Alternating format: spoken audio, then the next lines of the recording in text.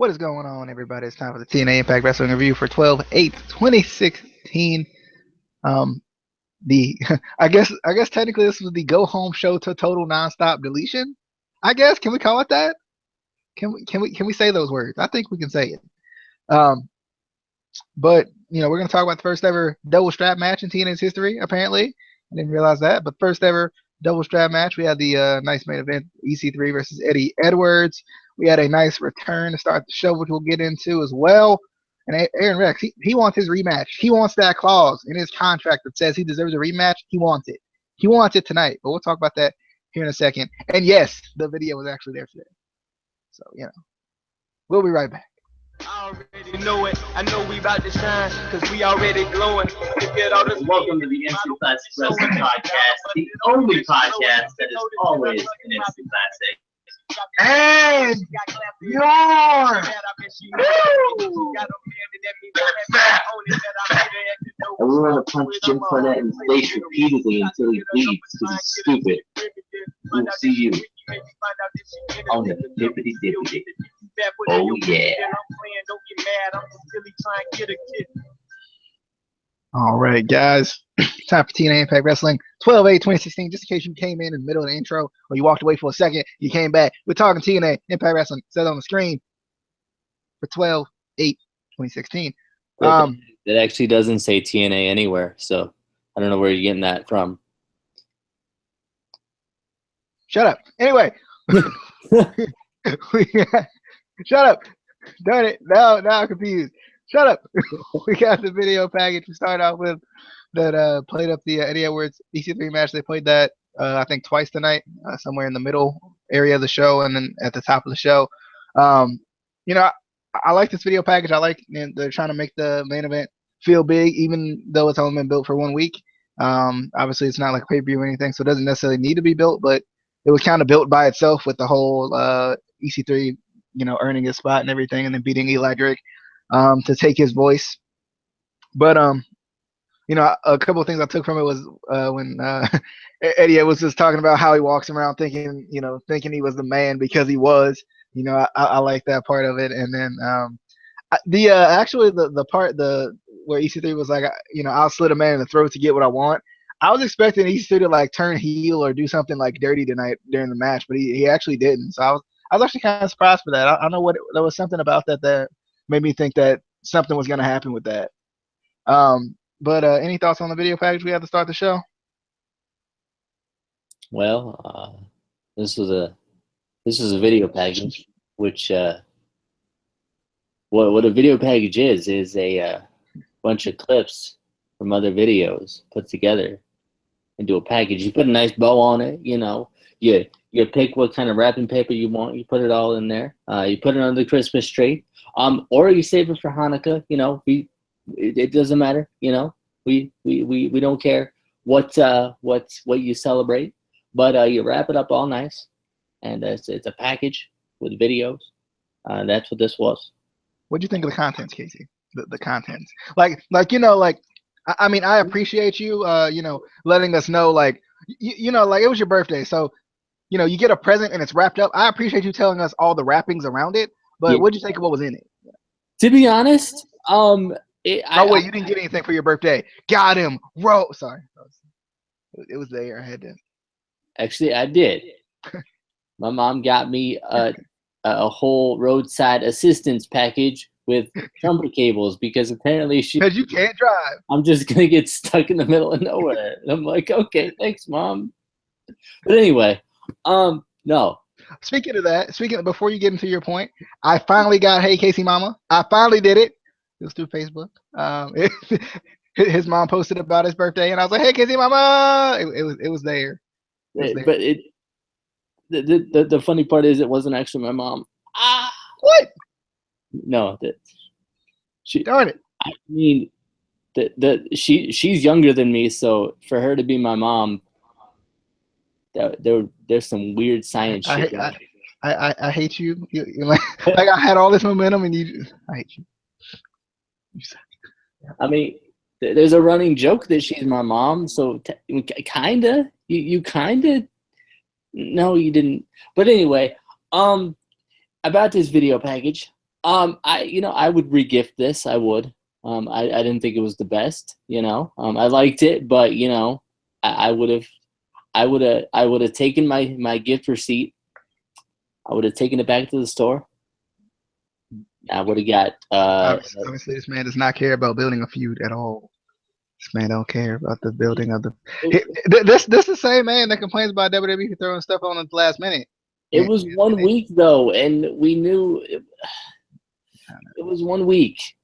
Like you said, if this was built up for the Hardys thing in 2 weeks, or if it was built up for a big pay-per-view, I would have one extra week. 1 extra week. Yeah. For a good feud, it has to be at least 2 weeks, at least, unless it's Shane. It's not even a feud. It's just a title match. Exactly. Why do I care? Why do I care if there's no feud? Goodness. Anyway, Rabbit's not here, so I have to make some nonsensical comments.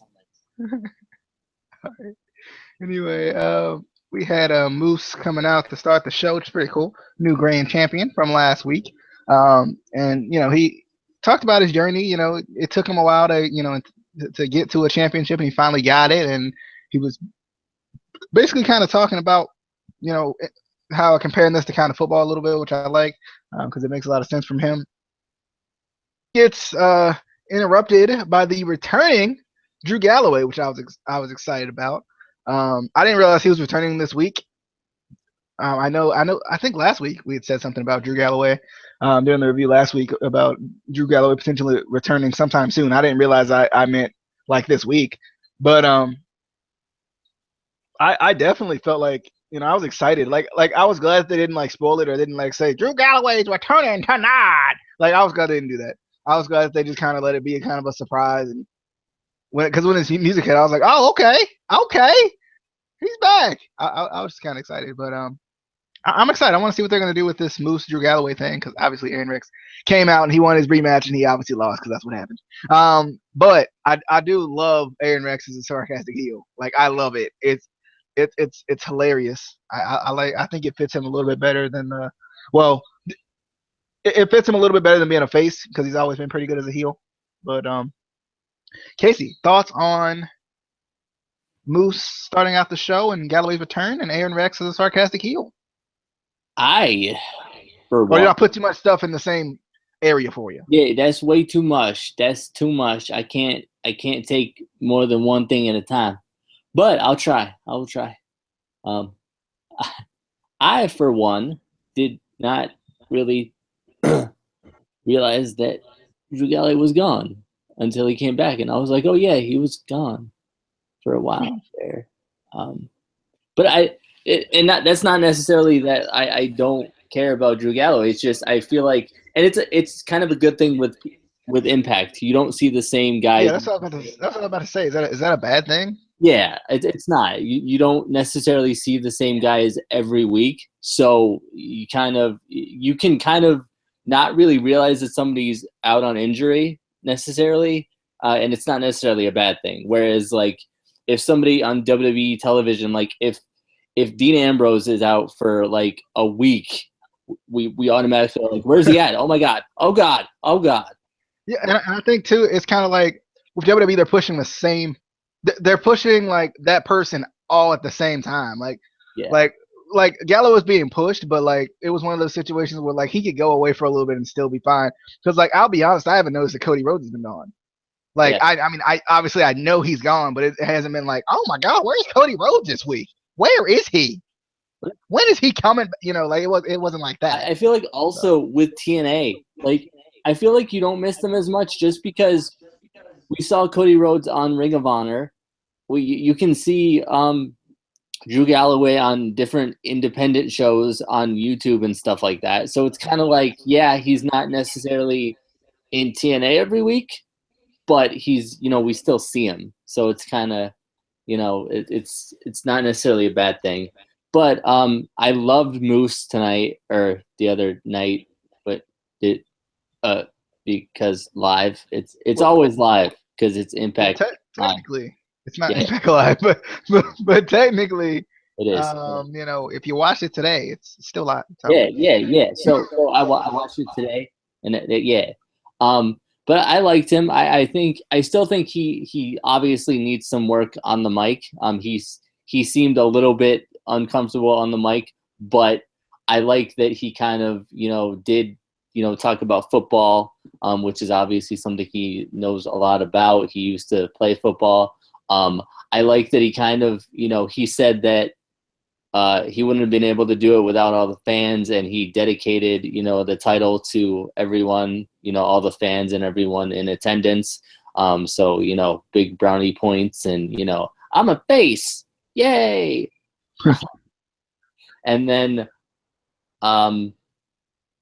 this is just a good opening segment. Yeah. Well, all right.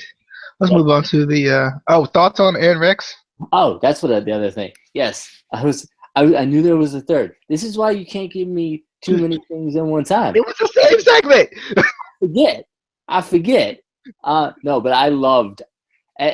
As soon as you had texted me saying that Aron Rex as a sarcastic heel is awesome, I was excited that they were going to bring that back. And it works so well. He's so much better as that sarcastic kind of I'm better than you, I'm smarter than you kind of heel. It's natural for him, I feel like. And I loved him in this opening segment. Oh yeah, I did too. I was cracking up. Like he just it's natural like to him, and I guess from the intellectual savior type thing, it's kind of more of a natural thing for him. But I'm excited. I want to see how they're going to build on that. We had Aron Rex versus Moose for the Grand Championship. I like that Aron Rex still is using like his heel tactics with the I love how they play up that towel. Like you would think the towel had like green slime or something on it that would impede the vision or I don't know like they play up that towel like it's the greatest thing ever. I need to get one. I just like how they play that up like that towel is like the greatest towel of all time. And I like how they play up Aron Rex's heel tactics because it's not like you wouldn't notice them, but I think because they play them up, they seem more egregious. Because they're simple things, but I like that they try to play them up. And I like that the heel tactics actually affected Moose in this match. Moose is one of those guys that's taken as a beast, but still, if you're using dirty tactics, they're gonna work on pretty much everyone.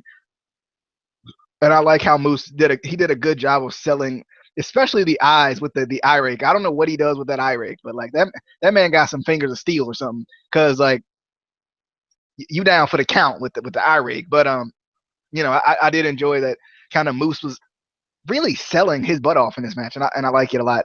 But Moose ends up winning with the game changer. I think is it game changer or game breaker? I think it's game changer. But he ends up winning and retaining the Grand Championship. Not necessarily a surprise. He lost the first 2 rounds. And I expected him to do something crazy to win the last one. But, I definitely like it. I still like the Grand Championship, style, because it is something different. But I still, personally would like some sort of explanation for why certain people won the rounds. Because it's not like they don't have time, taking the small little break in between the rounds. They can still do that. Or put one of them on commentary or something. I still want that. I still want some sort of reasoning behind why things are happening the way they're happening. And yes, I would rather the scores not be 10-9, 10-9, 10-9 every time. That would be great. But either way, still a good match. I enjoyed it. I'm liking Moose as the Grand Champion. This wasn't necessarily the best showing from him because obviously he was selling the heel tactics more than anything. But I'm curious to see how he and Galloway are going to work together, especially in this kind of style. But Casey, thoughts on Moose versus Drew Galloway? No, Moose versus coming up next. A Moose versus Aron Rex. Yeah, in case you missed this match and you don't know the scores were 10-9, 10-9, 10-9. It was even, right? It was pretty even match from the scores, Variations of 10 and 9, So just in case you didn't know, but yeah, I like this match. I felt like, it was predictable. I knew Moose was gonna win. I didn't think they were gonna take the title away from him that quick. But at the same time, with the Grand Championship style match, it kind of it does add that little bit of unpredictability. It could really go either way. But I do think that they need to explain more, why, why he got more points for this match or for this round, or, why he got the points in this category for this round or whatever. So if they had one of the judges on commentary, that would help a lot. Also, I still personally, for me, want to be introduced to these judges. Like, what in their background makes them qualified? Storytelling, it makes a difference. Maybe that's just me wanting too much as a wrestling fan, and I shouldn't want more than I get, because But I also had something about this with Drew Galloway coming back. I was surprised they didn't bring Drew Galloway back to basically just beat Aron Rex and become the grand champion, because there was a lot of thoughts. There was a lot of thoughts that maybe, or predictions, I guess you could say, that maybe Drew Galloway would have won the title in the first place if he wouldn't have been injured. I was surprised. Well, a little bit of me was surprised that he didn't come back to just take the title from Aron Rex, because that would have made sense last week. There's an open challenge. Drew Galloway comes back during the open challenge and ends up winning the title. Now, albeit, I don't know what they would have did with the heel dynamics, but they could have did something with that and then had Moose maybe the next challenger or something like that. I'm just surprised that they didn't. Now, I don't know if they necessarily knew when Galloway was coming back, but I don't know. I feel like that would have made more sense to me. I don't know how you feel about that. I like how they did it. I don't know. I mean, I'm fine with Moose being champion. I just thought, since we kind of had a feeling that Galloway might have won anyway. Personally, I still think it should have been Grado. Yeah, he would have sweeped all 3 rounds. You're not wrong. Anyway, let's move to Eddie Edwards in the backstage, or not really backstage. He was kind of in the parking lot somewhere. He was just randomly in the parking lot because I guess he was coming in the building. He talks about kind of his fate and how people try to say his title run was based on fate and luck, but Hart is what brought the title to him, and his fate is going to leave him with the world title because anything can happen. I like how he kind of just pounds on the fact that anything can happen, because that's kind of how he won the title, and that's how he's going to continue to be champion.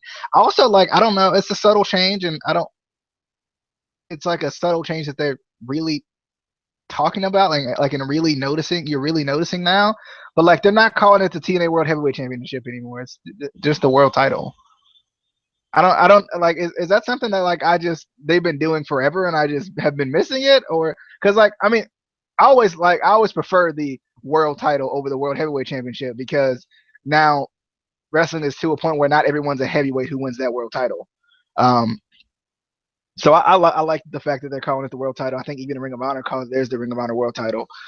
So I like it more being the Ring of Honor or the blah blah blah world title than I do like the World Heavyweight Championship, just for that simple reason. But any thoughts on that or the Eddie Edwards backstage or parking lot promo?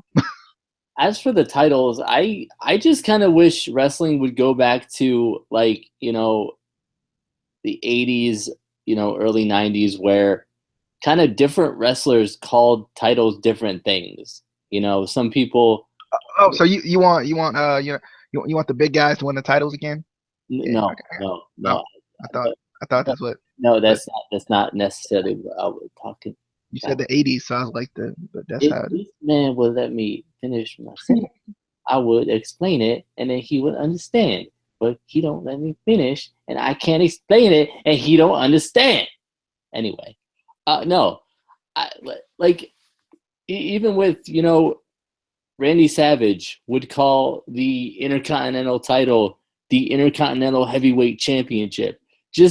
And everyone would, some people just call it the Intercontinental Championship. Somebody would call it, just variations. It kind of separates your character from everyone else. But I think kind of WWE killed that because, I mean, we've seen the leaked scripts and leaked, terms that, people can't say in WWE, like they can't call a title a strap. They can't, they can't call it the title. They have to call it the championship, blah, blah, blah. And it makes it too cookie cutter and exact, fine line scripted. I don't know.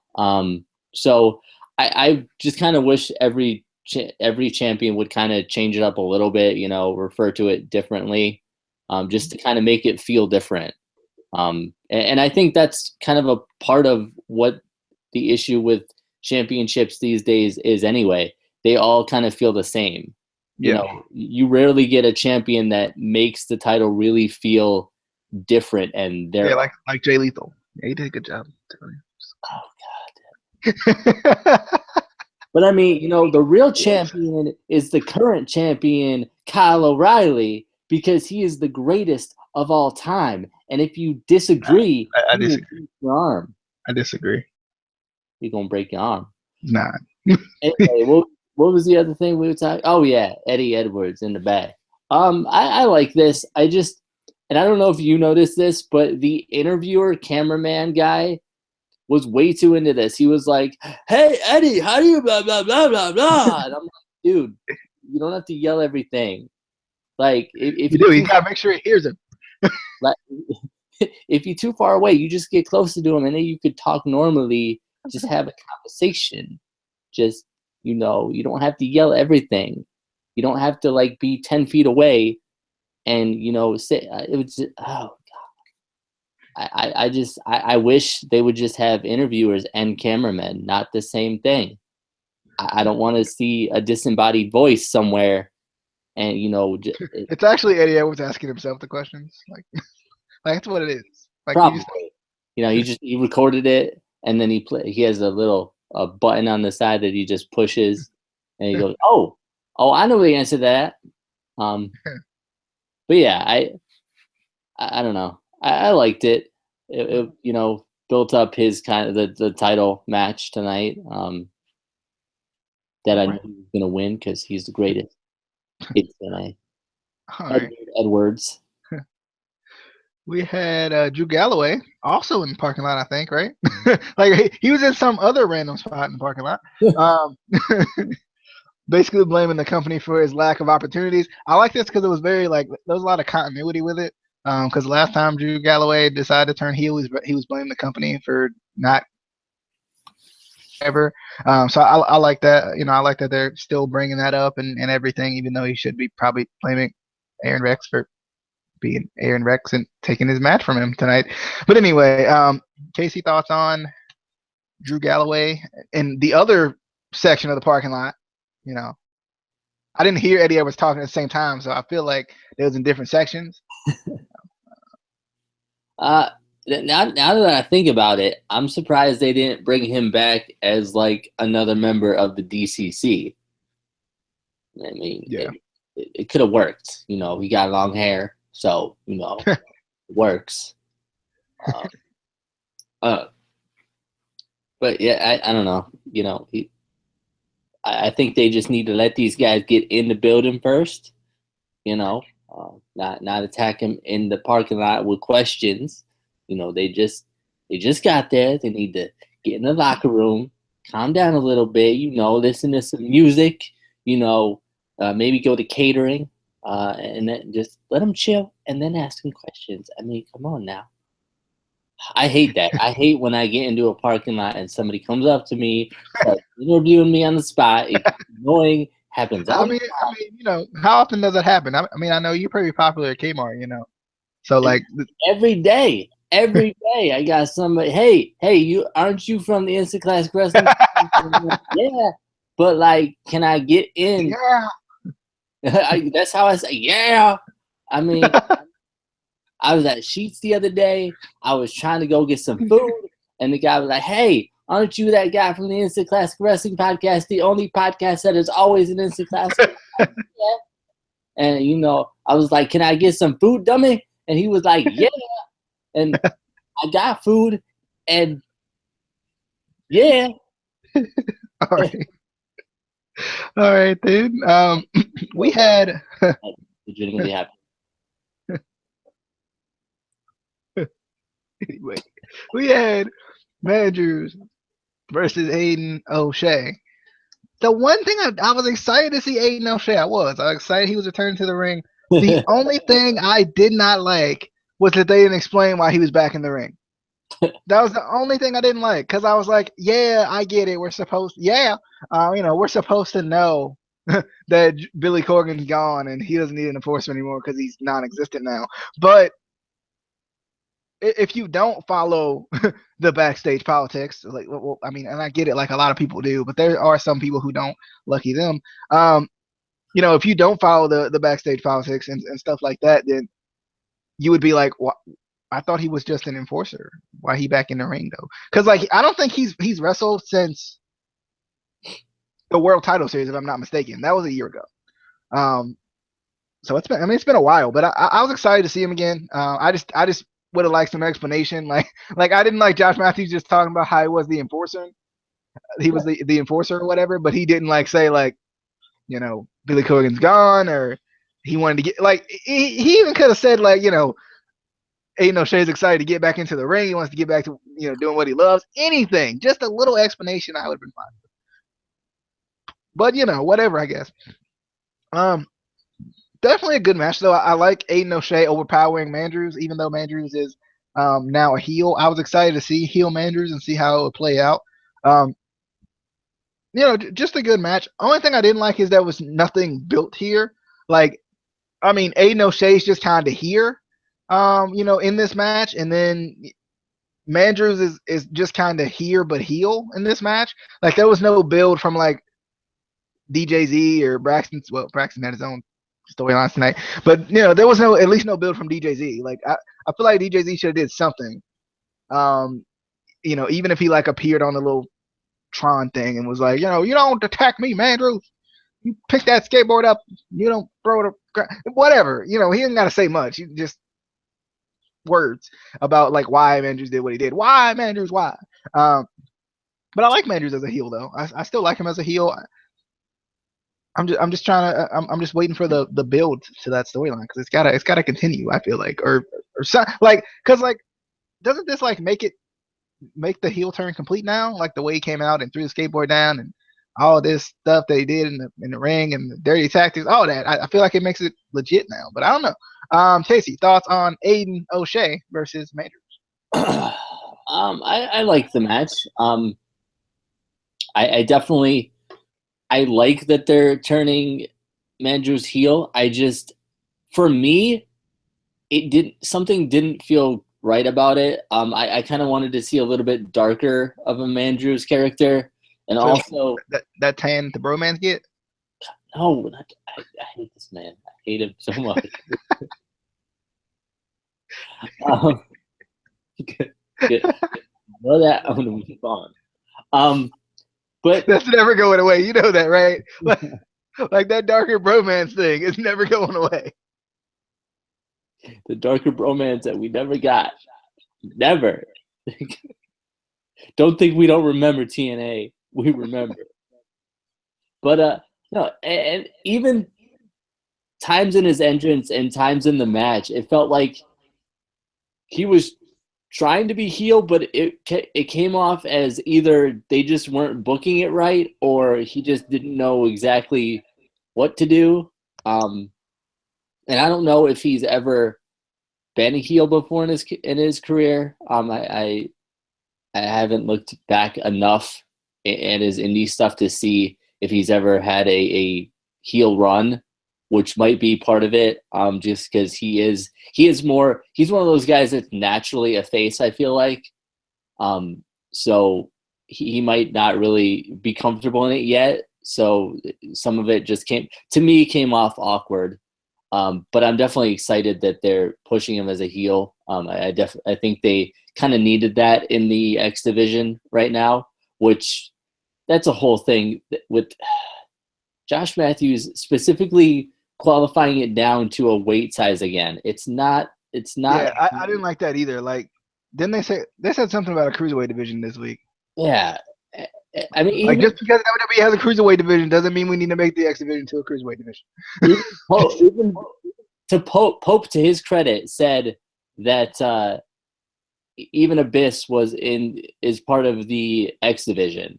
So I was like, thank you, Pope. Thank you for that. But I definitely was excited that Aiden O'Shea was back. It was good to see him in the ring again. I like the match. I like that. I like that Mandrews found a way to win. Kind of like Triple H. But as soon as this match ended and as soon as Mandrews won, I was like, yep, Rabid's going to have something to say about this. Because, he's like, he'd be like, nope, that's not believable. No, there's no way that he would have beat him. Nope, no way. But I definitely like that, Mandrews got the win. I feel like if he didn't, it would have made no sense to turn him heel. And he needed it. Yeah. Like ain't no LOL, Aiden O'Shea. Like I love Aiden O'Shea. We got a nice interview with Aiden O'Shea on the channel, so you should go check that out. She plug. But still, like, I love Aiden O'Shea, but like Aiden O'Shea didn't need it. Like he hasn't been on TV, so it's not gonna help him right now at this point. Yeah, it's not gonna help him and it's not gonna hurt him, Yeah.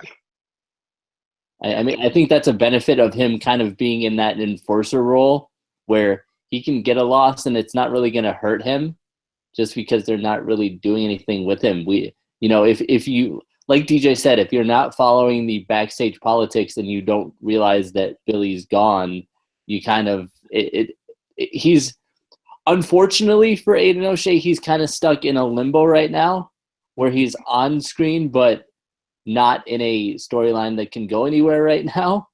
But at the same time, fans that don't follow the backstage politics, they're not going to complain about it. Yeah. All right. Let's move to Mahabali Shera and Al Snow versus the Tribunal in the first ever of all time in TNA double strap match. I was excited for this match. I like that it started on the ramp, and I like the kind of retribution type story that they played out in this, where obviously the Tribunal a couple of weeks ago, and shout out to commentary for mentioning it, but the Tribunal a couple of weeks ago whipped Shera and Snow with their own belts, and that's kind of how this match came about. Try to give Shera and Snow a fair chance and whatever. But I definitely liked the story that they told in this match. In this story, I like the story in this story. It's real good. I like the match they told in the story. I like that. But I just thought it was a good match for what it was, and I like the double strap match concepts. I mean, I was confused. I don't know about you, but I was a little confused with how many corners they had touched because they didn't have those big old freaking lamps on the to let us know. They didn't have the big old lamps on the turnbuckles to let us know like how many they were touching. Because I was a little confused. I don't know about you, but I was a little bit just confused on like how many they had touched. Like even the commentary, they had me going, but I need the visual aid. I don't know about you though. So, but Shera and Snow kind of get the retribution and end up winning a double strap match. And I liked it. I like the double strap match. I think it's a good, like, it's a match that you don't see all the time, but like I think it does what it's supposed to, especially like in a storyline like this where there was literal whipping in the storyline not too long ago. But anyway, thoughts on the first ever of all time in TNA double strap match? I like that they're building on this storyline now. They still really haven't explained much why they all of a sudden decided to team up other than, because it'll just make sense because wrestling. Yeah. But it was a good match. I was kind of hesitant on it just because I feel like, and this kind of goes back to just, wrestling fans these days have a kind of short attention span, and you have to constantly have that excitement and big spots and stuff like that to keep them interested. So, and I think with a strap match you have to book it carefully, just because for a regular strap match, sometimes it can be a long match and it can kind of get boring and just be, if you get to two turnbuckles and, they stop your forward momentum, you have to start all over again. So it can kind of, depending on how they book it, can kind of get boring and tedious. And then I was like, now you have 6. Oh God, this could be a long match. But I felt like they booked it well. It wasn't too long of a match, but it was long enough to kind of tell the match in the story that they needed to. See what I did there? But I'm definitely I'm wondering, how long the storyline is going to go on, what they're going to do with it. But I definitely like it so far. All right. Let's move on to Matt Hardy has a dreaminition, I guess is what this was, because it was kind of like a dream. It was a premonition in the dream of nations. A dreaminition. I'm going with it. He dreams of a total nonstop deletion. Like, I saw this and I was like, what the heck did I just watch? Because like this was before the announcement, so I didn't know what was going on. Like I didn't know they were gonna have the whole show there and all of that stuff. So like I was so confused by this, especially like coming into it not knowing what the heck was about to go on. But thoughts on the G-Manition? That. I'm definitely excited for it. I just this man, oh, so good. Also, I like I guess it's gonna be the entranceway in total nonstop deletion, just the huge mat head with his mouth.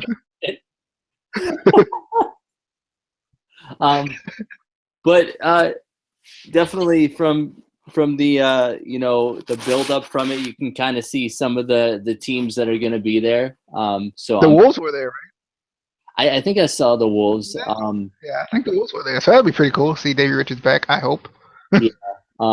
Obviously, at the end, you see the DCC, so they're gonna have something to do with it. So that's something interesting. You could definitely add more members during that. I feel like, which is, we feel like that's what they're going to be doing, building up the DCC with more members over time. And yes, there were more masks on the table. I made sure to look this week. So I didn't count as how many exactly there were, but there were definitely a bunch of them. But I know you mentioned Galloway joining the DCC. I wonder, does he? Because I mean, it's not like it's out of the realm of possibility. Yeah, I kind of hope so. It would make sense with his character right now. He's mad with the company. Yeah. All right. Let's jump. I think the promo was next. No, it was the EC3 Eli Drake backstage segment, where EC3 just making fun of Eli Drake for not being able to talk, and Eli Drake's giving the choke symbol, and obviously EC3 kind of cuts him down a little bit and leaves the microphone with him. Poor Eli Drake. I miss the voice. I miss Eli. I miss it. We need the button. We need the button back. We need the button back. It needs to happen. But thoughts on the backstage segment with Eli Drake and EC3? I miss Eli Drake talking. I do. I don't know if I can talk to you. I don't know if I can wait till the end of the year. I can't do it. But I definitely like EC3 just kind of making fun of him, knowing he can't say anything back. It's definitely still entertaining and funny. I'm wondering what they're gonna, what is this finally gonna build up to? Because there's got to be a breaking point at the end of the year where Eli Drake can finally talk and something. Maybe he's just gonna give him a good verbal lashing. There's not gonna be a match, just a good. They're gonna have a debate. That's what's gonna happen. the end of the year, it's going to be EC3 and Eli Drake just having a good old-fashioned debate. All right. I can see I mean, doing that. it's possible. It's possible. But next week is the announcement that Total Nonstop Deletion will be next week. And we're going to get the King, baby. The King is debuting. And I ain't talking about Jay the King Lawler. The King Maxwell, baby. He's debuting next week. And also, real quick, guys, if you haven't followed this little guy on Twitter, you must. You must. It's the cutest thing ever. Like, it might be the cutest Twitter I've ever seen. So that, like, you got to follow King Maxwell on Twitter. Just saying. But yeah, like, I'm excited. I want to see how they're gonna play that out with Maxwell debuting or whatever. I want to see how they're gonna play that out. The fans freaking love Maxwell. I don't know if you were thinking about this when Rebby put him down. I was expecting to just take off running. She have to go chase after him. I don't know why. I was just expecting to take off. But that was funny. I always like Maxwell in his little Matt Hardy gear with the freaking long hair. I like this though. I like the Decay came out and accepted the challenge, and it makes a lot of sense now because like the Decay, they now have the Knockouts Championship, so it's like they have more power, they have more reason to fight now, and it was kind of nice to take them off television until they got another title, so they could kind of build them around the title, albeit it's the Knockouts Championship, so Rosemary's really the only one that holds it. But since she's the main leader of the Decay anyway, I think it makes sense for them to kind of be stronger now that Rosemary is at her strongest point. And then, yeah, I mean, EY did hold the Knockouts Tag Team title, so they could all hold that title. I think they technically all hold it. I think it's how it works. Yeah. I think. But the Helms Dynasty also accepts the freaking the WWE and WCW jokes by Matt Hardy were hilarious on this. He's like, "Are you gonna bring some of your superhero friends with you, or the obsolete 3 counts?" He cracked me up with those talking about Gregory Helms' past, but that was pretty funny. I'm kind of curious to see if Helms will bring out the Hurricane next week because like I know they've done it before, so I'm kind of curious to see if they'll do it again or like somehow do something with 3 count. I'm not too sure if all of them are free agents to where they'd be able to do it, but that would be pretty cool too if they did that. If they at least did one of them that he mentioned, that would be pretty cool. Or they had like who was it, Mighty Molly or something, like that would be pretty cool if they did something with that.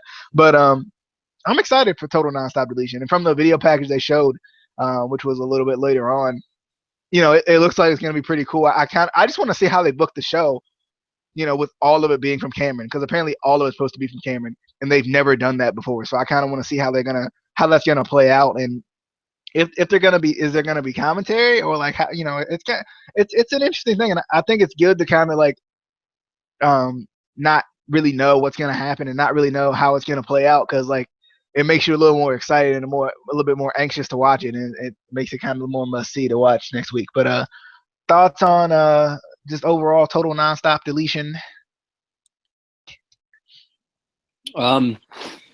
Definitely excited. Love seeing little Maxwell out there. He's rocking it. He's going to debut next week. He's ready. He's been training. I saw it on Twitter. He's been getting ready. I'm just curious because apparently this whole Total Nonstop Deletion thing is going to be a tag team thing. So who's going to be his partner? I'm wondering. He said that he said that everybody's going to be there next week. He said the Knockouts are going to be there. He said. I don't know, but if it is, I'm wondering who his tag team partner is going to be. Because I know he was trying to get like the Bucks of Youth to be there, and the Day of the New to be there. So I think it would be cool to see some surprise people, like maybe if they can get Shannon Moore there.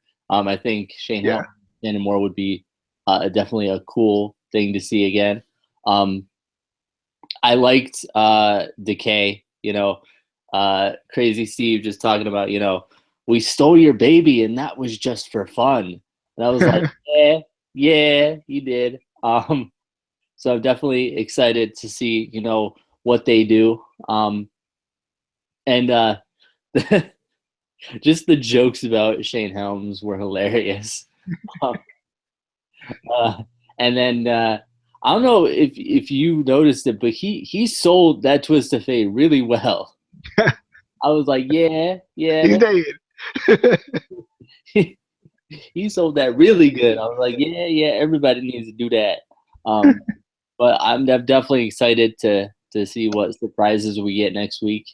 Just because with the Hardys at the Hardy compound, anything can happen. We just need Itchweed. If we don't get Itchweed, it's not worth it. It's not worth it if Itchweed isn't there. we need the entrance of the tag team Itchweed and iconic Matt Hardy, like just old reincarnations against the new reincarnations. All right, but anyway, we got Laurel Van Ness going up against Allie. What? Yeah, same. But she was going up against Allie. And I like this. I like how they played off the Maria talking about how she can't wrestle. She disagrees. She's pretty good. Shout out to EC3, but I like Allie kind of putting the Braxton Soder bombshell out there that she's been training with him. It makes sense because obviously with them being married and them trying to play this like crush thing and everything on television. It made sense. I don't know why. For some reason, I was expecting Brandy Rhodes. I don't know if you were expecting that. I don't know. For some reason, I was expecting that. I don't know what it was, but definitely a good match. I like how they're kind of easing Allie in, to being, the wrestler that she knows she can be. And I think she seems more comfortable in this role. As far like she's really good in the Allie role, but like, she's very comfortable in the ring. It feels like to me, she feels like she's more comfortable in the ring now. She's being able to kind of just be herself. Bennett got involved to take out Braxton Sutter. That distracts Allie, and I thought this was gonna allow Laurel to get the win, but I'm glad that Allie did win off that reverse DDT. I think Allie's pretty good in this match, and I like how they're kind of like I said, like easing her in, to being who she can be. But I'm excited. I want to see how this continues to progress. There's a lot more, there still to build on, but I like the build so far. Casey, thoughts on Laurel Van Ness versus Allie? Oh, you mean Laurel Van? Damn. Yeah. Shout out to Rabbit for commenting that. I actually really like this.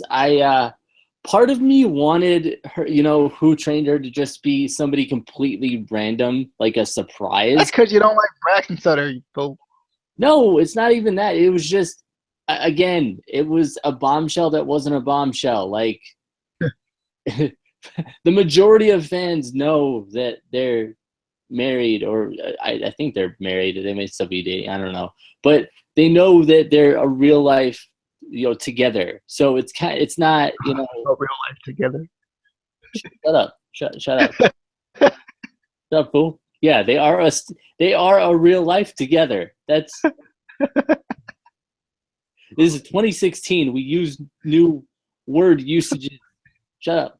But it was predictable to me, which isn't necessarily a bad thing. I'm glad that it wasn't Brandy Rhodes, just because, she's still new in her career too anyway. So like, it just wouldn't have made sense to have her training somebody who has more experience than she does.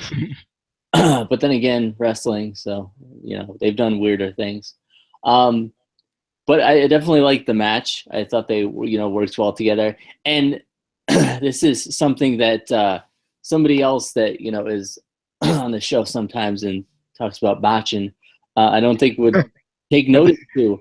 But I don't know if you noticed this as well, but Allie was good in this match, but I feel like some of the moves, she still had just a little bit of awkwardness, which I like that it was still there. There was still that air of awkwardness that like she really is, new, and is still learning. Yeah. If she just came in and did all these moves perfectly and, looked like she's been wrestling for as long as she has, it wouldn't have made sense. So there's little things that she did where, you could believe that she's, just being trained now and just, been working with Braxton Sutter for a little while now. So I definitely like that. She obviously could have picked a better trainer, somebody who She couldn't. He's the best. He probably, let's be honest, he probably charged her $5 for training, because that's what he does. He charges you $5 for pictures, for training, for just, move on. This man ain't gonna ever let go. He ain't gonna ever let go. This man is like me when Michael Tormer quit in that first season of NXT. He didn't quit. He was too good, and they were like, nah, you can't stay. You're too good. You're making everybody look bad. You need to go. But it's okay. It's okay, Laurel. I got you. If you be comforting, got you. I'm here. Did you ever go back and watch Tough Enough? Not yet. I thought about it during this match. I was like, I didn't go back and watch it yet. All right. Next we had Braxton and Allie celebrating. I love how good Allie is at this character. I love just how good she is at just acting like she has she just has this big crush on Braxton. It's amazing how good she is. I like this little backstage thing, and it just showed how good Allie is at this freaking character. But I'm excited. I want to see where it's gonna go. Thoughts on the celebration and the kiss that happened? I loved this. I loved the awkward, kiss at the end where she kind of she backs away, and she still sells it well. I definitely like that. I'm definitely excited to see where they go with this. I don't want to see Laurel upset though, which is a problem, because when Laurel's upset and when Laurel's not happy, you're not happy, and that's not a good thing to be. Is not happy when Laurel's not happy, because when Laurel's happy, you happy. I mean, because she's a good wrestler, not because not. Yeah, you're right. I don't know what y'all were thinking. Yeah, you're right. But anyway, let's jump into the main event. We had Eddie Edwards. Eddie Edwards versus EC3 for the TNA World Heavyweight Championship, or World Championship, whatever I want to call it. Shut up. Anyway, I enjoyed this match. I definitely thought it was good. It was a little longer than I expected it to be. Not a bad thing. Just it was just, I expected it to be like 20 minutes, and I think they came out for entrances like at 30 minutes or something like that. So it was like 25 or so minutes. But definitely a good match. I was surprised at the ending though, when it ended with a no contest and everything. I was surprised, but I know they still want to protect EC3, which people hate, because LOL, you can't protect wrestlers anytime ever in wrestling anymore, because that means you're pushing them down their throats. So look out. But I mean, I don't think it's necessarily a bad thing, because it keeps EC3's momentum going. From what he's been doing, being very serious EC3.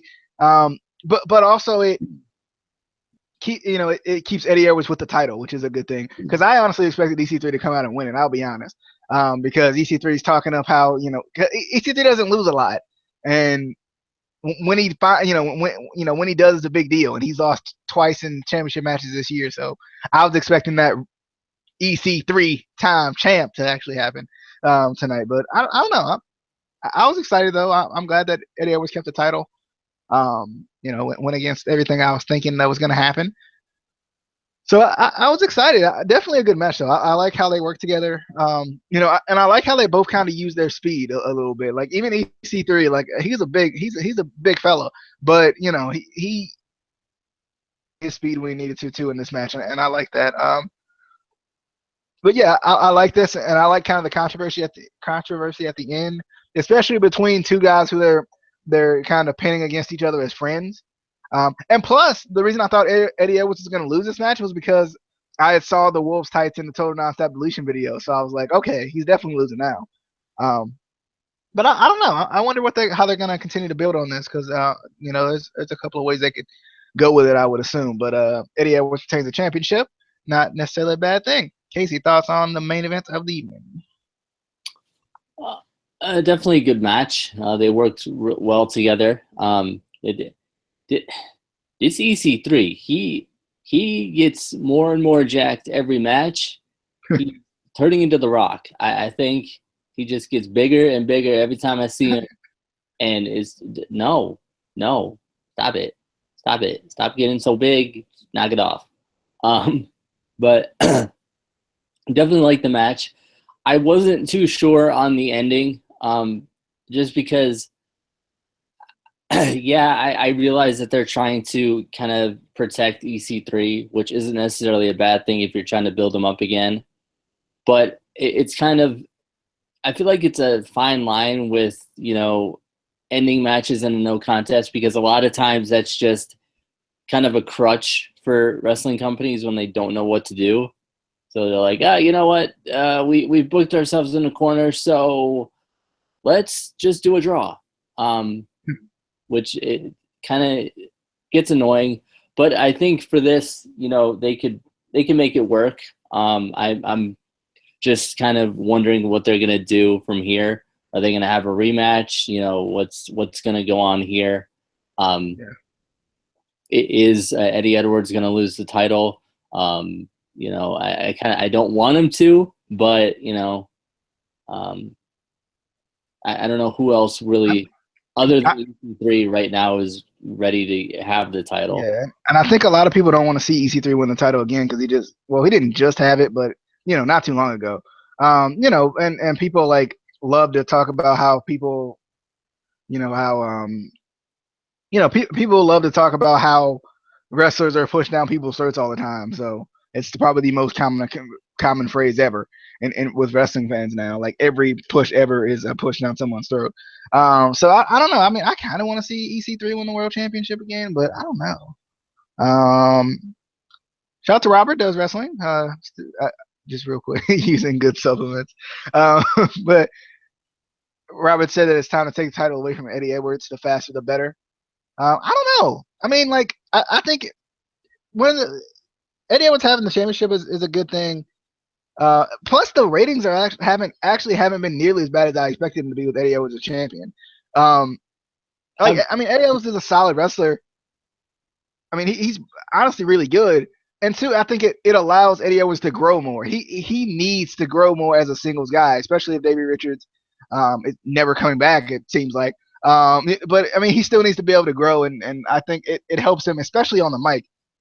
Being able, you know, kind of being not necessarily the poster boy, not necessarily the face of TNA, but just being that world champion is a good thing for him. Thoughts on that? How dare you, good sir, say anything bad about Edward Edwards?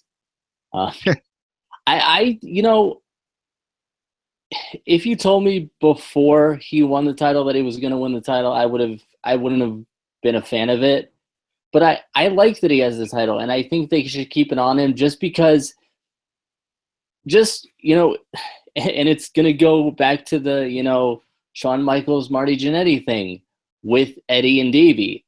I generally think Davey has been the better wrestler, you know, from what I've seen.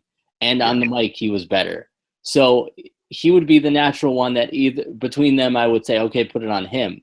But the fact that he was gone, they put it on Eddie, so that forces Eddie to kind of, you know, put up or shut up, you know, and get better or, you know, drop the title. He's had it really well. He's, you know, his mic skills have gotten better. We've been able to see more of him, you know, in ring, you know, singles competition wise, which is a good thing. And from what I've been reading, and I don't know if this is true, you know, not necessarily everything on the internet is true. But there are rumors that Davey is officially going to be thinking about retiring in 2017. No, he can't do it. Sorry. It's I just like Davey. it's a thing that I heard. I don't know. He's a new father. I get it. Yeah. I mean, but there was a list of a bunch of people that are apparently are leaving wrestling in 2017. Again, if it's on the internet, it has to be true. So, Yeah. say goodbye. Say goodbye now. I am. Robert said he wants James Storm for world champ. I wouldn't be opposed to seeing James Storm world champ. I would honestly like to see James Storm be world champ and Kingston and Bram be the tag team champions. You know what? It's what? I think that Rockstar Spud needs to finally get the title.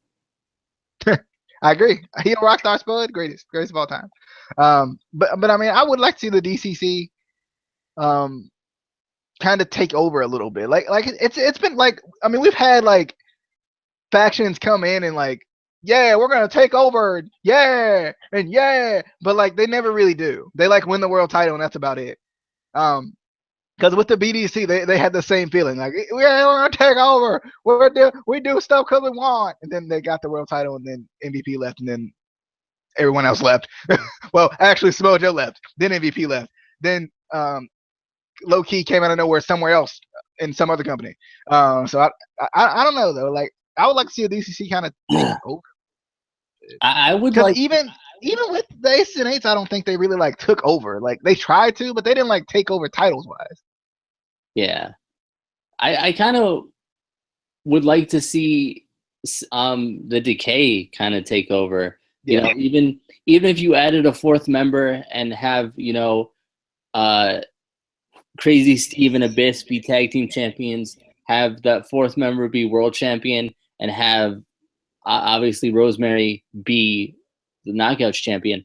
But I would still keep Rosemary as the leader and kind of switch it around, just because whenever you have a faction where you have the world champion in the faction, they're always automatically. Well, you had Lashley when he was in the BDC. He was like, I mean, like he was like the non-vocal leader, I guess, though technically.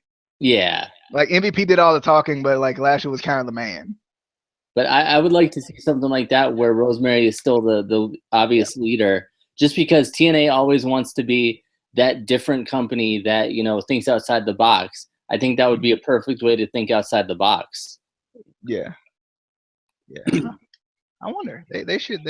That. I mean, I wouldn't be mad. I would not be mad. Then we have the big DCC versus Decay showdown. I think it needs to happen. It needs to happen. But anyway, that was your TNA Impact Wrestling review. I'm excited for total nonstop deletion. I told you, Casey, that next week's TNA is going to be awesome. I didn't want to tell you too much, but I told him before he watched the show that next week's TNA is going to be awesome. So it's going to be. And I'm excited. I want to see what's gonna happen with that, and especially how they book the show, because it's going to be all in camera. And I'm curious to kind of see if it's just going to be like, I'm just curious to see how they're going to do it. They're gonna have Maxwell run the camera, I think. Maxwell either gonna run camera or do commentary, and then he's gonna debut while he's doing commentary. I think Maxwell gonna do all of it. He's gonna produce the show, gonna run the camera, he's gonna be the ring announcer. But then what's Senor Benjamin gonna do? You can't. Oh, you right. See. I think Vanguard 1 is actually gonna be on commentary. I think actually they said so. That'd be cool. See Vanguard 1 on the commentary and stuff. But anyway. I bet you though they will be doing those jobs. Like I bet you like one of those. Well, not Maxwell because he's obviously debuting, but either Senor Benjamin or Vanguard 1's gonna be the bell keeper. I bet you. I bet you that's gonna happen next week. I'm kind of curious to see what they're gonna do with that. But yeah, I'm definitely excited though. Next week should be a good show. Total nonstop deletion. So. That's about it. Be sure to subscribe for us. I see you having a premonition. Make sure it's telling you to subscribe to us. It's what it's saying.